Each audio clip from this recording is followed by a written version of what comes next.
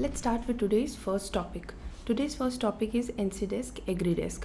National commodity and derivative exchange ने Agridesk जो कि countries first agri future index है उसे लॉन्च करने का अनाउंसमेंट किया है. फ्यूचर कॉन्ट्रैक्ट के बारे में जानने से पहले हम NCDesk एग्रीडेस्क के बारे में समझते हैं. एग्रीडेस्क जो है वो इंडिया का first return based agricultural future index है जो कि 10 लिक्विड कमोडिटीज़ के परफॉर्मेंस को ट्रैक करेगा. ये 10 लिक्विड कमोडिटीज़ कौन कौन से हैं? Castor seed, chana, coriander, cotton seed oil cake, guar gum, guar seed, jeera, mustard seed, soya oil and soyabean. So ये 10 कमोडिटीज़ के परफॉर्मेंस को ट्रैक करने के लिए एग्रीडेस्क की अनाउंसमेंट हो चुकी है. अब हम समझते हैं कि फ्यूचर कॉन्ट्रैक्ट क्या होता है. फ्यूचर कॉन्ट्रैक्ट एक ऐसा कॉन्ट्रैक्ट है जो बायर और सेलर के बीच होता है जिसमें कि कमोडिटी की स्पेसिफिक क्वांटिटी की प्री डिटरमाइंड प्राइस फिक्स होती है और वही कमोडिटी जो है वो फ्यूचर डेट में सेल होती है. सो फॉर एग्जांपल आज अगर किसी कमोडिटी की प्राइस 50 रुपीज़ है तो उसे एक वीक बाद 50 रुपीज़ में ही सेल की जाएगी, ना कि जो 1 वीक की जो इंक्रीज प्राइस है उस प्राइस में. So that is called future contract. ये एग्रीडेस्क जो है वो कैलकुलेट और मेंटेन किया जाएगा NSE इंडाइसेस लिमिटेड. ये NSE इंडाइसेस जो है वो नेशनल स्टॉक एक्सचेंज की सब्सिडरी कंपनी है.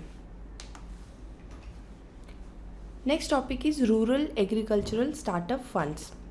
नाबार्ड ने एक 700 करोड़ की वेंचर कैपिटल फंड की अनाउंसमेंट की है एग्रीकल्चर और रूरल स्टार्टअप्स के लिए. हम जानते हैं कि वेंचर कैपिटल फंड क्या होता है, लेकिन उससे पहले ये जो वेंचर कैपिटल फंड है इसे लॉन्च किया गया है नैब वेंचर्स के थ्रू जो कि नाबार्ड की सब्सिडरी है. याद रखिएगा, नाबार्ड की सब्सिडरी नैब वेंचर्स है और उसने ये कैपिटल फंड जो है वो लॉन्च की है.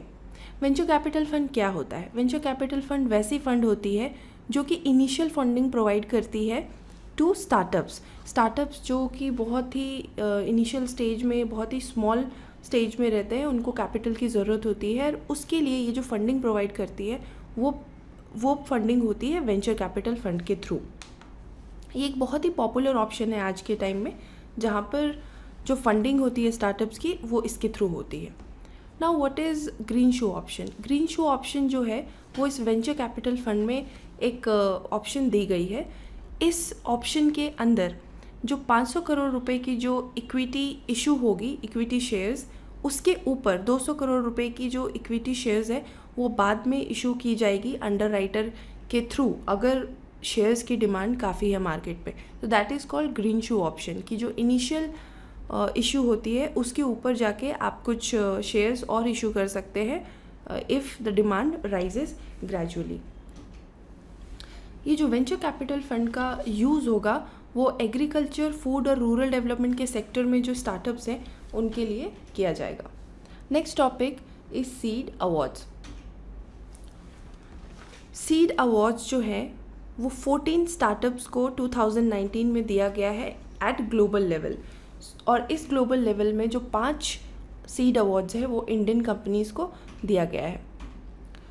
What is seed? Seed award के बारे में हम जानते हैं, लेकिन सबसे पहले थोड़ा बैकग्राउंड ले लेते हैं सीड के बारे में.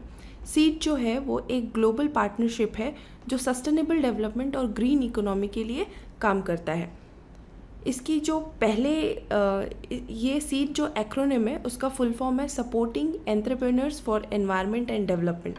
सो एंटरप्रेन्योर्स जो बिजनेसमैन होते हैं उनको सपोर्ट करने के लिए ये ग्लोबल पार्टनरशिप लॉन्च की गई है. इसे शुरू किया गया है UNEP, United Nation Environment Programme, United Nations Development Programme and IUCN that is International Union for Conservation of Nature के द्वारा इसे लॉन्च किया गया है. कहाँ इसे लॉन्च किया गया था? World summit on sustainable development जो हुआ था जोहान्सबर्ग में इन 2002. सो ये पार्टनरशिप लॉन्च हुई 2002 में जोहान्सबर्ग में बाय दीज 3 ऑर्गेनाइजेशंस. सीड जो है ये पार्टनरशिप बेसिकली और प्राइमरीली काम करती है एशियन और अफ्रीकन कंट्रीज़ में जो basically for developing and under developed Nations. अब आ जाते हैं सीड अवार्ड्स के बारे में. सीड अवार्ड्स जो कि बिजनेसमैन एंटरप्रेन्योरशिप को दी जाती है सस्टेनेबल डेवलपमेंट के लिए, ये एक एनुअल अवार्ड स्कीम होती है जो कि डेवलपिंग और इमर्जिंग इकोनॉमीज़ के लोकली लेड इंक्लूसिव एंटरप्राइजेस को दी जाती है। हर साल ये जो अवार्ड्स है उसको कुछ कैटेगरीज़ में डिवाइड कर दी जाती है और हर कैटेगरी के लिए एक सीड अवार्ड दी जाती है।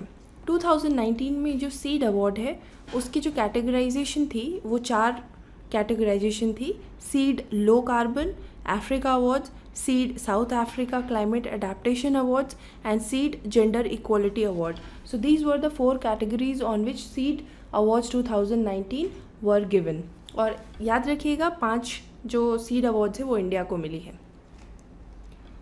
नेक्स्ट टॉपिक है 20th livestock census. So India में लाइवस्टॉक सेंसस का रिपोर्ट जो वो आ चुकी है और उसमें पता चला है कि टोटल कैटल पॉपुलेशन जो है वो मार्जिनली इंक्रीज़ होकर 192.5 मिलियन हो चुकी है, जो कि 2012 में 190.9 मिलियन थी। सो this is basically an increment of 2% और सो 2 मिलियन पॉपुलेशन।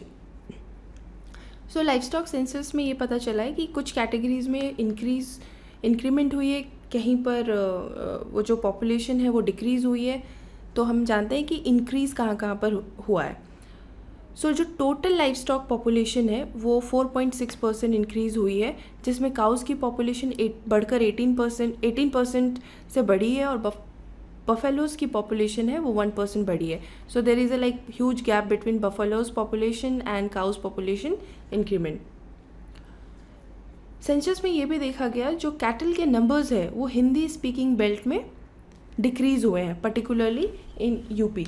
लेट्स सी, आप इस इमेज में देख रहे हैं कि यहाँ पर यूपी की जो ग्रोथ है कैटल पॉपुलेशन में उसमें -4.42% की कमी आई है। So Madhya Pradesh is having a huge cattle population, लेकिन उसमें भी कैटल पॉपुलेशन डिक्रीज़ हुई है। यहाँ पर उड़ीसा, महाराष्ट्र एंड यूपी, ये चारों स्टेट्स में जो कैटल पॉपुलेशन है वो कम हुई है। अब इस इमेज में आप देख सकते हैं कि पता चला है कि जो फॉरेन ओरिजिन की जो कैटल्स है उसमें काफ़ी सब्सटैंशियली इंक्रीज़ हुआ है और जो इंडिजिनस कैटल है वो बहुत ही माइन्यूट मार्जिन से उसने ग्रो किया है। सो ये थी 20th लाइवस्टॉक सेंसस का जो एक इंक्रीमेंट जहाँ जिस सेक्टर में हुई है उसका डेटा। अब आ जाते हैं कि टोटल इंडिजिनस कैटल पॉपुलेशन जो है वो डिक्रीज़ हुई है बाई 6%। तो आपने देखा था कि फॉरेन ओरिजिन की जो कैटल थी वो मार्जिनली इंक्रीज़ हुई है, सब्सटैंशियली इंक्रीज़ हुई है, लेकिन जो इंडिजिनस पॉपुलेशन की कैटल है वो बहुत ही लार्ज परसेंटेज से उसमें जो है वो कमी आई है, वो है 6% की कमी आई है। That is a bad news for India, because हमें गवर्नमेंट और फार्मर्स ये कोशिश करते हैं कि जो इंडिजिनस पॉपुलेशन है कैटल्स की वो ग्रो करे, ना कि फॉरेन जो कैटल पॉपुलेशन है वो ग्रो करे। दोनों ग्रो करे बट स्टिल इंडिजिनस पॉपुलेशन काफ़ी बड़े मार्जिन से पीछे रह गई है। अब लाइवस्टॉक सेंसस के बारे में जानते हैं। इसे कंडक्ट कराती है department of animal husbandry and dairying, जो कि सेंसस करवा रही है 1919 से। 1919 से ये सेंसस हो रहा है। 1919 से सेंसस हो रही है और this was the 20th census, और जो लास्ट सेंसस हुई थी वो 2012 में हुई थी। अभी तक 19 सच सेंसस जो है वो कंडक्ट हो चुकी है। अब इस सेंसस में सारे डोमेस्टिकेटेड एनिमल्स कवर होते हैं और उसके हेड काउंट्स होते हैं number of animals in a particular group. So हर एक एनिमल अपने पर्टिकुलर ग्रुप में उसकी सेंसस होती है, उसकी काउंट होती है, और हर डोमेस्टिकेटेड एनिमल को इंक्लूड किया जाता है सेंसस में। Next topic is Punjab to create land banks in rural areas. हाल ही में पंजाब गवर्नमेंट ने एक लॉ अमेंड किया है और उस अमेंडमेंट के तहत जो कॉमन विलेज लैंड है उसको अब ट्रांसफ़र किया जाएगा स्टेट के इंडस्ट्री डिपार्टमेंट के लिए। ये जो अमेंडमेंट हुई है वो किस में हुई है? Punjab village common land regulation rules 1964। इस रूल के अंदर अमेंडमेंट हुई है और एक रूल जो है उसमें ऐड किया गया है रूल 12B, जिसके अंदर जो शमलत लैंड है, जो विलेज के कॉमन लैंड होते हैं पंजाब के, उनको इंफ्रास्ट्रक्चर प्रोजेक्ट्स के डेवलपमेंट के लिए इंडस्ट्रियल डिपार्टमेंट को ट्रांसफ़र किया जा सकेगा। इसका सीधा सीधा ऑब्जेक्टिव है ताकि ग्राम पंचायत जो है वो विलेजेस के डेवलपमेंट के लिए काम कर सके, और एक ग्राम पंचायत ही है जो सिर्फ शमलत लैंड को इंडस्ट्रीज डिपार्टमेंट को ट्रांसफ़र कर सकता है। और इसी ट्रांसफ़र को अप्रूवल मिली है bye amending this rule, Punjab village common regulation rule 1964, जो कि पहले पॉसिबल नहीं था। शमलत लैंड क्या होता है? शमलत लैंड जो है वो one of the 3 categories of common land, कहने का मतलब है पंजाब में 3 कैटेगरीज के लैंड होते हैं, जिसमें कि ये फर्स्ट कैटेगरी ऑफ लैंड है, विलेज लैंड है बेसिकली। शमलत जो है वो विलेज पंचायत के द्वारा ओन की जाती है, कहने का मतलब इसकी सुपरविजन, इसके बारे में डिसीजन विलेज पंचायत लेगी। जो 50% ऑफ शमलत लैंड्स है वो आप देख सकते हैं कि पटियाला, गुरदासपुर, लुधियाना, कपूरथला, फतेहगढ़ साहिब एंड अमृतसर, इन सारे डिस्ट्रिक्ट्स में 50% ऑफ शमलत लैंड जो है वो प्रेजेंट है। और जो सबसे ज़्यादा परसेंटेज में जो शमलत लैंड है वो पटियाला डिस्ट्रिक्ट्स में प्रेजेंट है।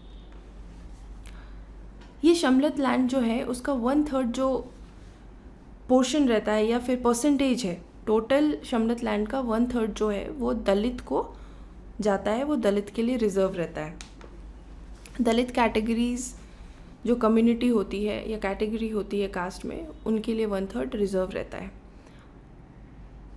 शमलत लैंड बेसिकली कल्टीवेशन के लिए यूज़ होता है, कहने का मतलब एग्रीकल्चर के लिए यूज़ होता है, और इसको ओपन ऑक्शन के थ्रू डिस्ट्रीब्यूट किया जाता है, जो कि कंडक्ट कौन करवाता है? Rural development and panchayat department. हर साल ये डिपार्टमेंट ये ऑक्शन कंडक्ट कराती है और फिर जो है वो लैंड डिस्ट्रीब्यूट होता है।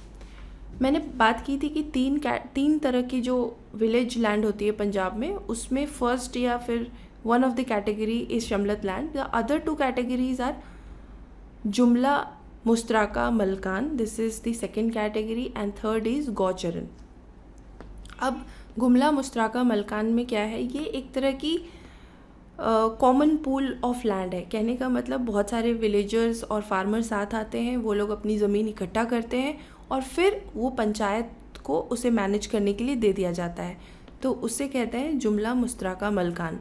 अब गौचरन जो कैटेगरी होती है विलेज लैंड की, उसको बेसिकली यूज़ की जाती है कैटल ग्रेजिंग, मतलब गाय और भैंस वहाँ पर जाके घास चरती है, बेसिकली कैटल ग्रेजिंग के लिए होती है स्पेसिफिकली। और कुछ सालों के बाद, कुछ over time, after some years, जो ये सारे लैंड्स होते हैं, बेसिकली गौचरन लैंड्स जो होते हैं, वो शमलत लैंड के अंदर आ जाते हैं, मतलब उन्हें भी शमलत लैंड के जैसा देखा जाता है गौचरन लैंड को। यहाँ पर एक टर्म है that is land banking. Land banking क्या होता है? जितने भी अनडेवलप्ड छोटे टुकड़े होते हैं ज़मीनों के, उसको एग्रीगेट करके, उसको इकट्ठा करके, उसको हम फ्यूचर में सेल कर देते हैं ताकि higher rate of return, higher profit हो ही जा सके या उसमें हायर प्रॉफिट मिले, उसे कहते हैं land banking. Next topic is enough project. National dairy development board ने, NDDB ने एक एप्लीकेशन डेवलप की है, IT एप्लीकेशन, जिसका नाम है information network for animal productivity and health, in short enough. ये एक फील्ड IT एप्लीकेशन है, कहने का मतलब इसमें यूज़र जो है वो अपनी डिटेल्स और इन्फॉर्मेशन डेटा सब फीड कर सकते हैं। ये जो एप्लीकेशन है वो रियल टाइम में एनिमल की ब्रीडिंग, न्यूट्रिशन और हेल्थ रिलेटेड जो भी डेटा है उसे कैप्चर करेगी और फार्मर्स तक पहुंचाएगी। इनाफ जो एप्लीकेशन है वो ऑनलाइन और ऑफलाइन दोनों मोड में काम कर सकेगा। जब वो ऑनलाइन मोड में होगा तब यूज़र सेंट्रल सर्वर डेटाबेस से डायरेक्टली कम्युनिकेट कर पाएंगे, और ऑफलाइन मोड में जो एंड यूज़र्स हैं वो अपनी तरफ से एंट्रीज परफॉर्म करेंगे और डेटा प्रोवाइड करेंगे एप्लीकेशन को। इस प्रोजेक्ट में हर एक एनिमल को एक थर्मोप्लास्टिक पॉलीयूरिथेन ईयर टैग दिया जाएगा। इस टैग में एक 12 डिजिट की UID, यूनिक आइडेंटिफिकेशन नंबर होगा, जिसके अंदर कैटल की स्पीशीज़, ब्रीड, पेडिग्री, उस मिल्क प्रोडक्शन और आर्टिफिशियल इंसेमिनेशन जैसे डेटा जो है वो फीड की जाएगी और उसकी हिस्ट्री वहाँ मौजूद होगी. सो अगर कोई डिपार्टमेंट, ऑर्गेनाइजेशन और किसी को पता करना है कि उस एनिमल की जो स्पेसिफिकेशंस है, कह सकते हैं कि वो कितना मिल्क प्रोड्यूस करती है, उसकी ब्रीड कौन सी है, ये सारे डेटा जो है ये 12 डिजिट UID टैग के अंदर जो है वो मिल जाएगी. इसका फ़ायदा ये होगा कि जो इंडिया की लाइफ स्टॉक रिसोर्सेज है उसका साइंटिफिक मैनेजमेंट हो पाएगा. पहले ये होता था कि किसी भी काऊ या किसी भी एनिमल जब वो बेसिकली आगे जाके उसके प्रोडक्ट्स लेदर या फिर मीट के लिए जब वो कंज्यूम किए जाते हैं तो उसका जो ओरिजिन है वो पता ही नहीं रहता था. सो इसीलिए इंटरनेशनल मार्केट में जो इंडियन की कैटल्स हैं उसके मीट या लेदर्स जो है प्रोडक्ट है, एनिमल प्रोडक्ट, उसकी डिमांड बहुत कम है क्योंकि उसकी जो ओरिजिन है या उसकी जो हिस्ट्री है उसका कुछ पता नहीं रहता था. तो बेसिकली ये जो UID का प्रोसेस है, ये जो इनाफ प्रोजेक्ट है, ये हेल्प करेगा कि हम अपने इंडिया के जो लाइफ स्टॉक रिसोर्सेज है उसको साइंटिफिकली मैनेज कर सकें. नेक्स्ट टॉपिक आता है मिनिमम सपोर्ट प्राइजेस. ये क्या होता है? आपने हमेशा सुना होगा न्यूज़ में कि government has announce MSP for certain crops and all that. तो MSP जो होता है, मिनिमम सपोर्ट प्राइस, ये एक तरह का इंटरवेंशन होता है, market intervention by central government, जहाँ पर सेंट्रल गवर्नमेंट जो होती है वो फार्मर्स को ये मिनिमम गारंटी देती है फॉर अ मिनिमम प्राइस कि अगर क्रॉप्स के प्राइसेस में अगर कोई शॉर्टफॉल होती है या बहुत ही ड्रास्टिक फॉल होता है तो वहाँ पर गवर्नमेंट इंटरवीन करेगी और वो सारे क्रॉप्स को खरीद लेगी. तो इसका जो एम होता है कि एग्रीकल्चर प्रोड्यूसर्स है वो प्रोटेक्ट हो जाते हैं किसी भी शार्प फॉल से. अगर किसी शार्प फॉल से मतलब अगर उनके फार्म प्रोड्यूस के प्राइसेस में कोई शार्प फॉल हुआ तो उसके अगेंस्ट वो लोग प्रोटेक्टेड रहते हैं. मिनिमम सपोर्ट प्राइस का कॉन्सेप्ट जो फर्स्ट में यूज़ हुआ था वो 1965 में यूज़ हुआ था और इसे सेट करती है, ये प्राइस कौन सेट करता है? Cabinet committee on economic affairs. और वो भी जो डिटर्मिनेशन होती है ये एक रिकमेंडेशन पे बेस्ड था जो है commission for agriculture cost and prices. ये कमीशन ने ये रिकमेंड किया था कि जो प्राइसेस है वो डिटरमाइन होंगी CCA के थ्रू और गारंटी जो है वो गवर्नमेंट देगी. मिनिमम सपोर्ट प्राइसेस जो है वो कुछ क्रॉप्स के लिए, फॉर सर्टेन क्रॉप्स, ध्यान रखिएगा, not for all crops, it is announce for certain crops. और वो भी कब अनाउंस होती है? सोइंग सीज़न के पहले से, मतलब जब बारिश होती है, मानसून होती है, उससे पहले जब बीज बोने की तैयारी होती है तब उससे पहले ही जाके गवर्नमेंट जो है ये अनाउंस कर देती है कि मिनिमम सपोर्ट प्राइस हम राइस इतने रुपीज़ पर केजी के हिसाब से आपसे ख़रीद लेंगे, फॉर एग्ज़ाम्पल. ऐसा कुछ होता है. इसका पर्पस क्या होता है? इसका पर्पस ये होता है कि एक तो जो फार्मर्स है वो मॉडर्न टेक्नोलॉजी का इस्तेमाल करें, उनको ये गारंटी हो जाए कि भाई हमारे प्रोड्यूस का इतना जो है वो हमें मिल रहा है, एक गारंटीड प्राइस मिल रही है. सेकंड कि इससे प्रोडक्टिविटी इंक्रीज़ हो जाती है. अगर फार्मर्स डरेंगे कि हमें प्राइसेस कम मिली है इस साल तो अगले साल वो क्रॉप ही नहीं लगाएंगे या बोएंगे नहीं उसकी बीज, तो उस हिसाब से जो प्रोडक्टिविटी है वो भी रेज़ हो जाती है अगर गवर्नमेंट एक मिनिमम सपोर्ट प्राइस अनाउंस करती है. Next topic is ethanol production. Ethanol production के लिए एक न्यूज़ आई थी कि अगर बी हेवी मोलास से अगर कोई इथेनॉल प्रोड्यूस करना चाहता है तो उसके लिए कोई भी सेपरेट एनवायरनमेंट क्लियरेंस की ज़रूरत नहीं होगी. अब directly they can produce the ethanol from B heavy molasses. और ये जो एडिशनल प्रोडक्शन है वो एनवायरमेंटल इम्पैक्ट असेसमेंट नोटिफिकेशन 2006 के अंदर जो है वो अनाउंस की गई है. हम समझेंगे मोलास क्या होता है और उसके टाइप्स क्या होते हैं. एक्चुअली मोलास जो होता है वो शुगर केन का बाई प्रोडक्ट होता है. आपने देखा होगा जब शुगर केन को हम क्रश करते हैं तो फिर उसका जो बाई प्रोडक्ट है that is known as molasses. और इसके 3 टाइप्स होते हैं, A, B and C. A molasses जो होता है वो first time crush sugar cane होता है और इसमें जो है वो स्पॉन्टेनियसली शुगर क्रिस्टलाइज हो जाता है और this is the first time a sugar cane went for goes for sugar like mill में वो क्रश होने के लिए फर्स्ट टाइम जाता है. That is for A molasses. अब बी मोलास में क्या होता है कि सेकेंड टाइम जब उस मोलास ए मोलास को हम लोग अगेन क्रश करने के लिए डालते हैं तो वहाँ पर वो बी मोलास क्रिएट होता है और ये डज़ नॉट मतलब ये स्पॉन्टेनियसली क्रिस्टलाइज नहीं होता है जैसे कि ये ए मोलास में हो जाता है।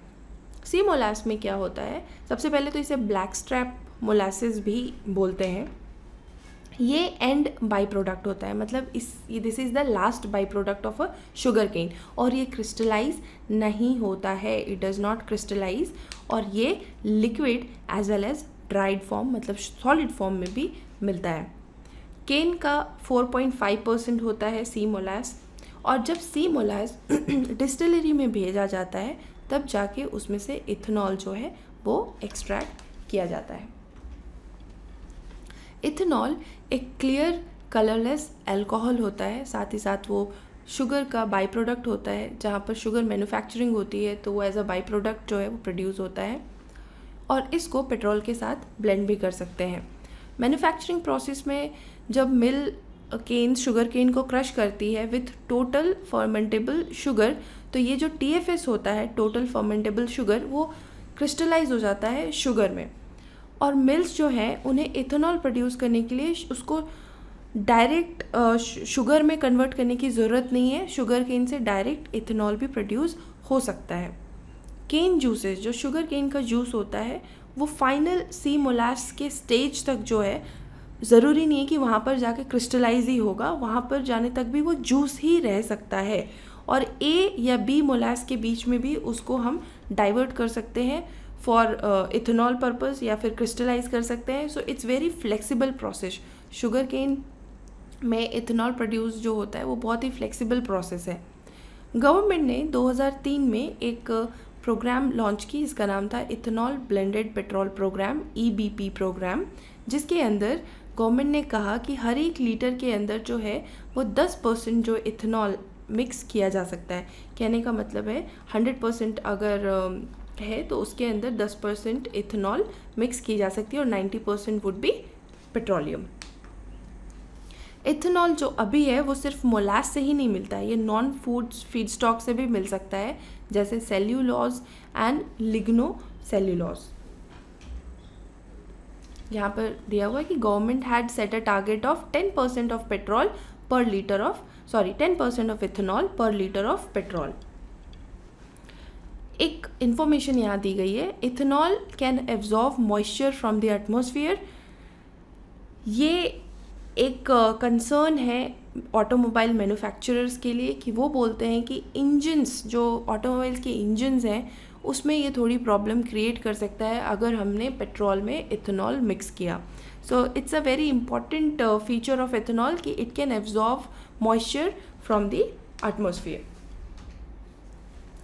Next topic is M Kisan portal. M Kisan portal हाल में लॉन्च किया गया है फार्मर्स के लिए और उससे रिलेटेड स्टेक होल्डर्स के लिए। इस पोर्टल में गवर्नमेंट ऑफिशियल्स और एक्सपर्ट जो हैं वो एडवाइजरीज और इन्फॉर्मेशंस प्रोवाइड करेंगे। एम किसान पोर्टल में एडवाइजरीज और इन्फॉर्मेशन लेने के लिए रजिस्ट्रेशन इज़ नॉट मैंडेटरी बिल्कुल भी नहीं है। इस पोर्टल में कुछ वैल्यू एडेड सर्विसेज भी हैं, जैसे USSD unstructured supplementary service data, IVRS interactive voice response system and pull SMS। अब पुल SMS क्या होता है, सपोज़ कि आपको सपोज़ फॉर एग्जांपल आज के वेदर के बारे में जानना है, तो वो #123 अगर टाइप करेंगे तो they will know the current और the today's weather on their phone, तो that is called pull SMS, कि नंबर के थ्रू हम उसको सेंड करते हैं। Next is IVRS interactive voice response system. क्या है कि अगर हम कोई फ़ोन में कोई नंबर टाइप करते हैं, कॉल सेंटर में फ़ोन करते हैं, तो वहाँ से कॉल सेंटर से एक ऑटो जनरेटेड मैसेज आता है, दैट इज़ कॉल्ड IVRS। और USSD इज़ अ फीचर जहाँ पर मोबाइल में इंटरनेट एप्लीकेशन या फिर इंटरनेट फैसिलिटी नहीं होने के बाद भी वहाँ पर आप उस सर्विस का पूरा जो है वो लुत्फ़ उठा सकते हैं या फिर उसकी सर्विसेज ले सकते हैं। एम किसान पोर्टल जो है वो मैसेजेस भी ब्रॉडकास्ट करेगा as well as web based services भी देगा, और ये जो सर्विसेज होंगी वो वैसे मोबाइल फ़ोन्स में भी मिलेंगी जहाँ पर कोई इंटरनेट फैसिलिटी नहीं है। ये मैसेजेस फार्मर्स के स्पेसिफिक नीड्स के लिए और उनके रेलेवेंस के लिए डिज़ाइन की जाएंगी। एम किसान पोर्टल है वो किसान कॉल सेंटर्स में बहुत ही हैवी कॉल्स जो है वो जनरेट करेगा और साथ ही साथ इससे ये पता चलता है कि थोड़ी एम्प्लॉयमेंट भी जनरेट होगी। Next topic is Khadi get separate HS code.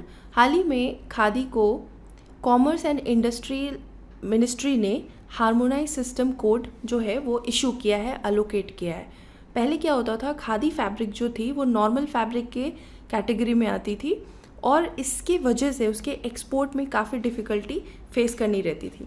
सो अब इसे जब हार्मोनाइज सिस्टम कोड अलोकेट किया जा चुका है तो इंटरनेशनल ट्रेड में खादी को काफ़ी बूस्ट मिलेगा और ये आगे जाके इंडिया के टेक्सटाइल जो मार्केट है उसको भी इंक्रीज़ करेगा, स्ट्रॉन्ग करेगा। हार्मोनाइज सिस्टम कोड क्या होता है? ये एक 6 डिजिट आइडेंटिफिकेशन कोड है, मतलब किसी भी प्रोडक्ट को आइडेंटिफाई करने के लिए 6 डिजिट का कोड जो है वो अलोकेट किया जाता है। ये जो कोड है वो डेवलप किया था वर्ल्ड कस्टम्स ऑर्गेनाइजेशन ने, WCO ने। ये 6 डिजिट कोड आप देख रहे हैं, तो इसमें जो फर्स्ट 2 डिजिट है that is 18 that is called chapter, 06 that is called heading and 10 that is called सब हेडिंग। इंटरनेशनल ट्रेड में 98% जो आइटम्स रहते हैं, जो ट्रेड होते हैं, वो जो उन पे एचएस कोड्स जो है उनको अलोकेट किया जाता है। एचएस कोड्स अलोकेट करने से क्या होता है कि एक तरह की जो यूनिवर्सलाइजेशन हो जाता है इंटरनेशनल कमोडिटीज़ का और उनको ट्रेड करना ईजी रहता है डिफरेंट कंट्रीज़ में। It's a type of like universal economic language for goods.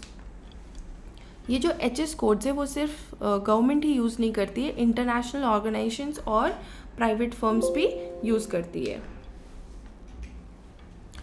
Industry 4.0, so this is the next topic. एक unique project under the industrial revolution industry 4.0 के अंदर लॉन्च की गई है, जो है मॉडर्न कोच फैक्ट्री। ये प्रोजेक्ट होगी रायबरेली में। इस प्रोजेक्ट के बारे में ये है कि इसको जो सपोर्ट मिलेगा वो है technology mission for Indian Railways के अंदर इसको सपोर्ट मिलने वाली है और इसको इम्प्लीमेंट करेगी वो है 3 ministries, ministry of Railways, ministry of human resource development and ministry of science and technology.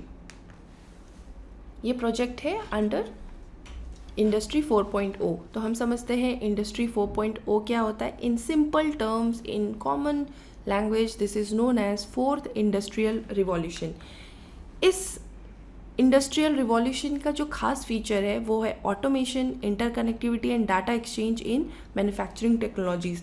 तो ये सारी जो फैसिलिटीज़ है, सर्विसेज हैं, ये आप देख सकते हैं कि 4th इंडस्ट्रियल रिवॉल्यूशन के अंदर ही हैं। ये पहले के इंडस्ट्रियल रिवॉल्यूशन में ये सारे जो टर्म्स थे वो बिल्कुल भी प्रेजेंट नहीं थे, वो एब्सेंट थे। सो ये जो है साइबर और फिज़िकल सिस्टम का एक कॉम्प्लेक्स नेटवर्क होता है जहाँ पर मशीन्स, फिज़िकल सिस्टम्स और साइबर, इंटरनेट दोनों मिल के किसी भी काम को एग्जीक्यूट करते हैं। और इसी के अंदर आपने जो कुछ टर्म्स सुने होंगे जैसे artificial intelligence, big data analytics, machine learning and cloud computing, ये सारे टेक्नोलॉजीज़ जो है वो इंडस्ट्रियल 4.0 या इंडस्ट्रियल रिवॉल्यूशन 4th के अंदर यूज़ की जाती है। इसका एडवांटेज ये होता है कि प्रोडक्शन जो होता है वो एफिशिएंट हो जाती है, रियल टाइम पे कैलकुलेट की जा सकती है, डिसीजंस लिए जा सकते हैं और साथ ही साथ ओवरऑल इक्विपमेंट इफ़ेक्टिवनेस भी मेजर उसके थ्रू मेजर की जा सकती है। ये जो OEE है आप ये देख रहे हैं, इसका मतलब ये होता है कि किसी भी मशीन की जो टोटल है ना, हाईएस्ट एफिशिएंसी होती है, हाईएस्ट प्रोडक्टिविटी है, उसको एवरेज कैलकुलेट करके, एवरेज करके ये पता लगाया जा सकता है कि उसकी प्रोडक्टिविटी कितनी है, प्रोडक्शन कैपेसिटी कितनी है। What is cyber physical system? जैसे मैंने आपको बोला कि एक मैकेनिज्म होता है जो कंप्यूटर बेस्ड अलॉगरिदम से कंट्रोल होता है। वो टाइटली जो है इंटरनेट से इंटीग्रेट होता है, साथ ही यूज़र जो है उसको रन करते हैं। So it's a basically complex system of users, internet, इन सबको इंटीग्रेट करके एक मैकेनिज्म फॉर्म होती है, उसको बोलते हैं साइबर फिजिकल सिस्टम। ये जो सिस्टम होती है वो कंप्यूटर मॉनिटर करती है। पहले के कुछ इंडस्ट्रियल रिवॉल्यूशंस के बारे में हम डिस्कस कर लेते हैं। 1st, 2nd and 3rd industrial revolution. First revolution जो कि लेट 17s में शुरू हुई थी, इसमें जो इम्पॉर्टेंट चीज़ थी कि जो मैन्युफैक्चरिंग या जो भी ह्यूमंस के काम होते थे वो एनिमल्स के हेल्प से होने लगे।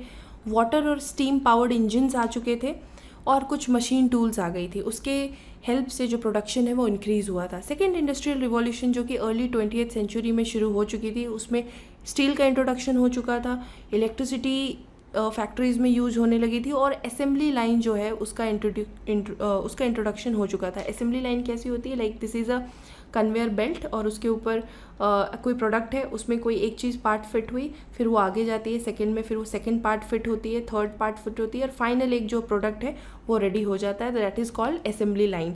तो इस चीज़ से बहुत बड़ी जो मैन्युफैक्चरिंग एफिशिएंसी थी वो बहुत बढ़ गई थी और एक सेकेंड इंडस्ट्रियल रिवॉल्यूशन आ गया था अर्ली 20th सेंचुरी में। थर्ड इंडस्ट्रियल रिवॉल्यूशन में क्या हुआ था, इसमें इलेक्ट्रॉनिक्स जो मशीन्स थी उनका जो यूज़ था वो बहुत ज़्यादा बढ़ गया था और फाइनली ये मशीन जो है वो कंप्यूटर से इंटीग्रेट हो कर दिया गया था और कंप्यूटर्स का जो फाइनल यूज़ हुआ था वो थर्ड इंडस्ट्रियल रिवॉल्यूशन में